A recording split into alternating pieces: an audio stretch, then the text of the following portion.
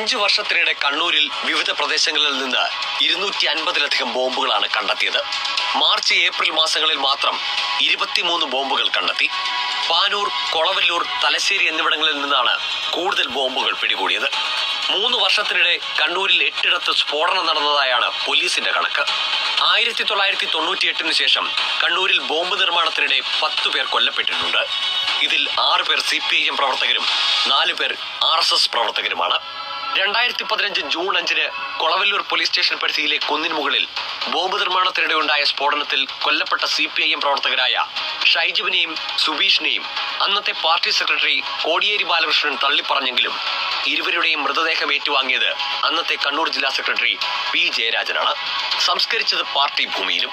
പിന്നീട് പാനൂരിൽ ഇവർക്കായി രക്തസാക്ഷി മണ്ഡപവും ഒരുങ്ങി. പരസ്യമായ രഹസ്യമാണ്.